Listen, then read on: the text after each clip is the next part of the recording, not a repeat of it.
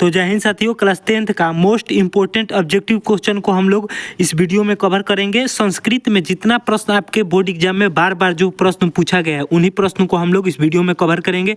तो वीडियो को अंत तक देखिएगा और अंत में जरूर बताइएगा कि आप लोगों ने कितना क्वेश्चन सही किया है। और एक क्वेश्चन आप लोगों से पूछूंगा, उसका आंसर आपको कॉमेंट बॉक्स में बताना है। तो चलते हैं बिना देरी किए हम लोग अपने पहले नंबर क्वेश्चन की ओर। तो पहला क्वेश्चन है हम लोगों का साथियों, ब्रह्मा को प्राप्त करने के विषय में बताया गया है। ब्रह्मा को प्राप्त करने के विषय में किस उपनिषद में बताया गया है साथियों? तो ब्रह्मा को प्राप्त करने के विषय में मुंडको उपनिषद में बताया गया है। किस उपनिषद में बताया गया है साथियों? मुंडको उपनिषद में बताया गया है। डी राइट आंसर हो जाएगा। क्या हो जाएगा साथियों? डी राइट आंसर हो जाएगा। अगला प्रश्न है हम लोगों का 2 नंबर प्रश्न है साथियों, यूनान का राजदूत कौन था? यूनान का राजदूत कौन था साथियों? तो यूनान का राजदूत कौन था? तो मेगास्थनीज था। कौन था साथियों? यूनान का राजदूत कौन था? मेगास्थनीज था। ए राइट आंसर हो जाएगा। देखिए, हो सकता है कि ये प्रश्न जितना आपको करा रहा हूँ, हो सकता है इसमें से कुछ प्रश्न आपको पहले से याद हो। तो याद है तो ठीक है, आपका रिवीजन होगा। लेकिन जो एक प्रश्न याद नहीं है उसको दोबारा 3 बार वीडियो को देख लीजिएगा, याद हो जाएगा। 8 से 10 मिनट का वीडियो रहेगा और 8 से 10 मिनट के वीडियो को अगर आप लोग 2-3 बार देख लेते हैं तो ये प्रश्न आपको आज आने वाले बोर्ड एग्जाम तक आपको पूरी तरह से याद रहेगा। तो विश्वास के साथ जितना मैं बात बोल रहा हूँ उसको समझिए, सुनिए और उसको फॉलो कीजिए। तो अगला प्रश्न है हम लोगों का 3 नंबर प्रश्न साथियों, महावीर मंदिर कहाँ स्थित है? महावीर मंदिर कहाँ स्थित है साथियों? तो महावीर मंदिर पटना में स्थित है। कहाँ है साथियों? पटना में महावीर मंदिर स्थित है। जो लोग पटना गए होंगे, पटना स्टेशन के पास जैसे आप उतरिएगा तो जंक्शन से बाहर आइएगा मेन गेट से, तो ऐसे ही गेट के बाहर ही पटना में महावीर मंदिर है। तो आप लोग जो लोग वहाँ पर गए होंगे वो लोग देखे होंगे। तो आपका सी राइट आंसर हो जाएगा 3 का। अगला प्रश्न है हम लोगों का 4 नंबर प्रश्न है साथियों, आलस कथा पाठ में किस दोष का वर्णन किया गया है? आलस कथा पाठ में किस दोष का वर्णन किया गया है साथियों? तो आलस कथा पाठ में आलस दोष को वर्णन किया गया है। किस दोष का वर्णन किया गया है साथियों? आलस दोष को वर्णन किया गया है। सी राइट आंसर हो जाएगा। 4 नंबर का क्या राइट आंसर हो जाएगा? सी राइट आंसर हो जाएगा। देखिए, किसी भी क्वेश्चन इग्नोर नहीं करना है और किसी भी क्वेश्चन को हल्के में नहीं लेना है।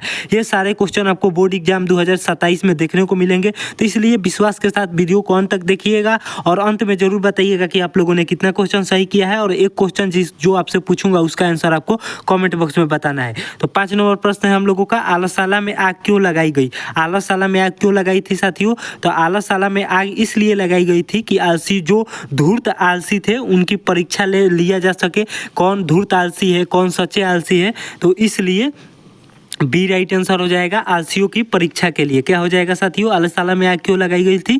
आलसियों की परीक्षा के लिए। बी राइट आंसर हो जाएगा 5 का। अगला प्रश्न है हम लोगों का 6 नंबर प्रश्न साथियों, शंकर चरित्रम की रचना किसने की?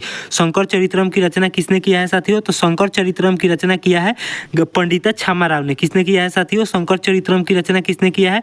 पंडिता छामाराव जी ने शंकर चरित्रम की रचना किया है। डी राइट आंसर हो जाएगा। 6 नंबर का क्या राइट आंसर हो जाएगा? डी राइट आंसर हो जाएगा। अगला प्रश्न है हम लोगों का 7 नंबर प्रश्न साथियों, ऋग्वेद में कितनी महिलाओं का वर्णन है? ऋग्वेद में कितनी महिलाओं का वर्णन है साथियों? तो ऋग्वेद में कुल 24 महिलाओं का वर्णन किया गया है। कितने महिलाओं का वर्णन किया गया है साथियों?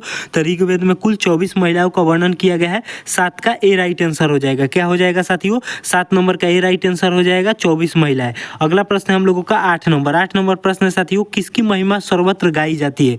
किसकी महिमा सर्वत्र गाई जाती है साथियों? तो भारत की महिमा सर्वत्र गाई जाती है। किसकी महिमा सर्वत्र गाई जाती है? तो भारत की। याद कर लीजिएगा, बी राइट आंसर हो जाएगा। क्या हो जाएगा? 8 नंबर का बी राइट आंसर हो जाएगा। अगला प्रश्न है हम लोगों का 9 नंबर प्रश्न साथियों, हमारी भारतीय धारा कैसी है? हमारी भारतीय धारा कैसी है साथियों? तो हमारी भारतीय धारा कैसी है? तो विशाला। हमारा भारतीय धारा कैसी है साथियों? हमारी भारतीय धारा विशाला है। याद कर लीजिएगा, डी राइट आंसर हो जाएगा। क्या हो जाएगा? 9 नंबर का डी राइट आंसर हो जाएगा। अगला प्रश्न है हम लोगों का 10 नंबर प्रश्न साथियों, वेद की पढ़ाई शुरू करना किस संस्कार के अंतर्गत है? वेद की पढ़ाई शुरू करना किस संस्कार के अंतर्गत आता है साथियों? तो शिक्षा संस्कार के अंतर्गत आता है। देखिए, ये प्रश्न आपके यहाँ पर वेद के जगह पर कुछ भी दे देगा, कह देगा कि 10वीं का संस्कृत का किताब पढ़ना किस संस्कार के अंतर्गत आएगा? तो वो भी शिक्षा संस्कार के अंतर्गत आएगा।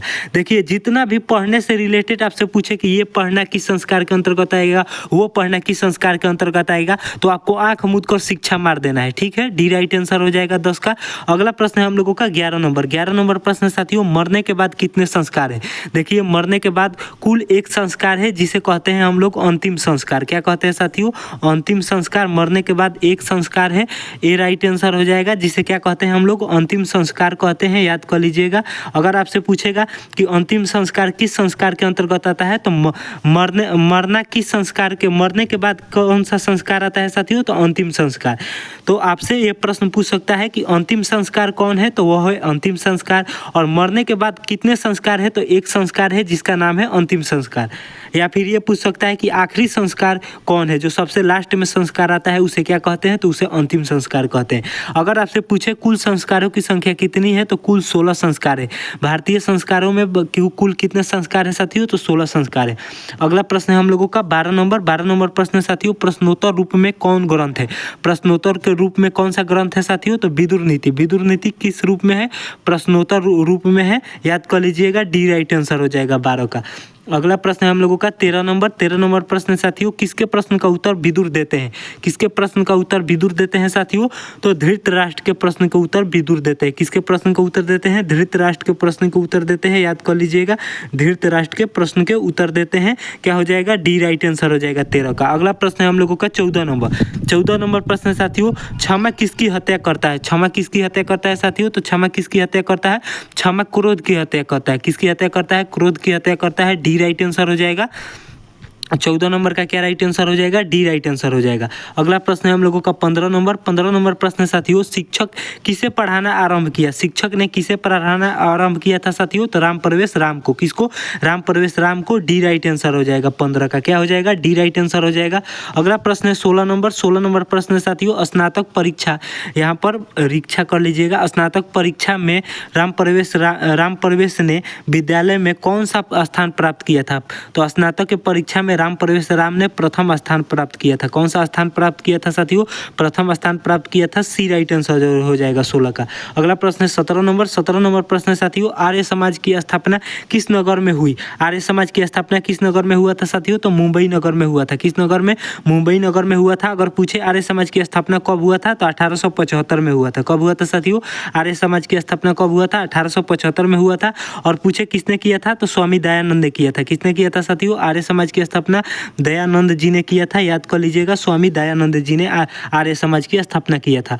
अगला प्रश्न है हम लोगों का 18 नंबर प्रश्न साथियों, मूल शंकर किसका नाम है साथियों। मूल शंकर किसका नाम था, तो मूल शंकर स्वामी दयानंद का नाम था, याद कर लीजिएगा, ए राइट आंसर हो जाएगा। क्या हो जाएगा, 18 नंबर का ए राइट आंसर हो जाएगा। अगला प्रश्न है हम लोगों का 19 नंबर प्रश्न साथियों, मंदाकिनी नदी में कौन स्नान करते हैं।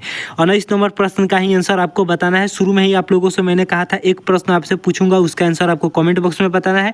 जिसको आंसर मालूम होगा तो कमेंट कीजिएगा कि भैया 19 नंबर का ए होगा कि बी होगा कि सी होगा कि डी होगा। लेकिन जितने लोगों को, जितने भाई बहन को आंसर नहीं मालूम होगा तो कमेंट कीजिएगा कि भैया 19 नंबर का आंसर क्या होगा, तो मैं कमेंट बॉक्स में बता दूंगा।